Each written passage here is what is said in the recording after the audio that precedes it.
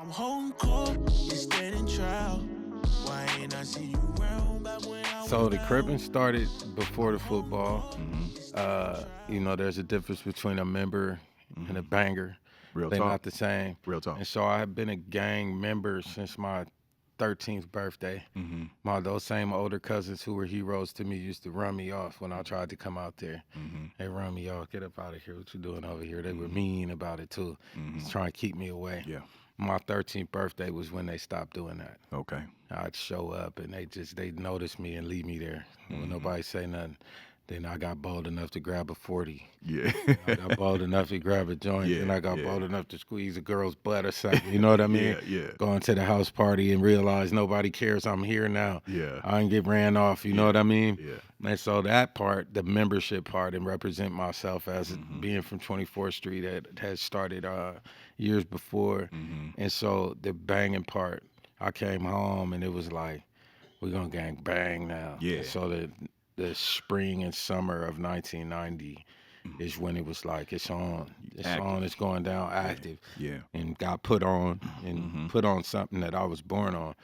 It's where I'm from, and I still got put on 24th Street by Jerome McCoy, Slim Dog.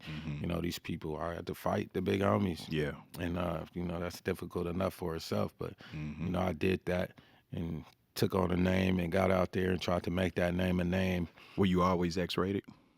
I was not. I was groomed by somebody we call Big Slim Dog from 24th Street. And so everybody but I was always with him. I was a little mascot sidekick, just always with him. So they started calling me Lil Slim. Yeah. Every time I would go somewhere by myself, it'd be like, oh, there go Lil Slim Dog. And I just let that breathe. I let that breathe. Yeah. I didn't get put on technically as a Lil Slim. Technically, I guess I would have to say that is what that was, walking away from it. Yeah. You know what I mean? But everybody just started calling me that. The homies clowningly would call me Black Ass Chocolate. It'd be like, where Black Ass Chocolate at? Yeah, You know what I mean? yeah, Chop. yeah. Where he at? Yeah. And so that was just a neighborhood clown name that they ended up I had. But I wrote a rap. I had, as an active gang member, I had already started these associations that was allowing me to make my music and put out tapes in the South Side. What made you want to start rapping? What made you pick up a pen and say, you know what, I want to try this rhyming shit? Culturally for us, that rhyming is not something we start, you know what I mean? It's what we do. Yeah. It's going to be a little dancing. It's our culture. Yeah. So it was always, I was a monster on a freestyle. Okay. So I used to just make up rhymes. We still do it. We still have ciphers in my building to this day. I'll walk up and it'll just be a cipher going down. Yeah. I'll jump in it still. Yeah. And so back then I was already spitting rhymes, even playing ball. I used to make up songs for the football team on the bus trips and stuff like that. So I ended up in the studio. A friend of mine, we had a cipher at a continuation school. So because I couldn't even go to a high school no more at that point. My records was trash. Right. We moved around so much, gross instability, that by the time I got back to Sacramento, I couldn't be accepted by Burbank or Kennedy or Florence High or Valley High. None of the schools in the South area would take me. So I ended up at a continuation school, which is one step away from being a dropout. And so the guys were spitting. I jumped in, and there was this kid named Percy Hunter from the Flat Dog Crip neighborhood, and he was like, "Yo, at lunchtime, man, I want to show you something. You dope. You could do this." I was like, "All right." And so we pull off. He had a little van. We went to his house. It's about 5 of us. And his parents had bought him every piece of equipment at that level that you could possibly have. Okay. All of it. Yeah. The 4-track recorder. Yeah, I remember that. His drum machine. Yeah. He had the 2 turntables, the mixers. He had the speakers. He had He all was the a spoiled records. little kid, huh? He was spoiled, but not only in that way. They figured out this will keep him in the house. Okay, yeah. Because they owned their house. They bought their house. His father was working. His mother was working. Yeah. So he didn't have to be out in the streets. Yeah. They thought this is how we keep them safe. Yeah, and they were smart in doing that too. They were smart. We had to steal all that shit.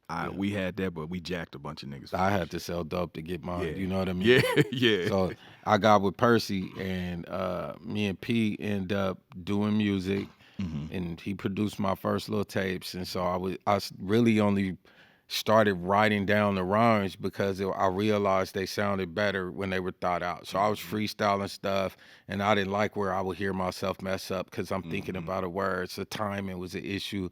I was like, man, so I started writing my freestyles down and cleaning them up and making them doper and recording them again, and they were flawless. And I just got into that and then went from writing down my freestyles to just writing a new song. And we started, that's how my first 10 songs got released into the to the streets. So who put that? You just put that out just on some independent Man, I gave it to one of the homies, just like, man, let me know what you think.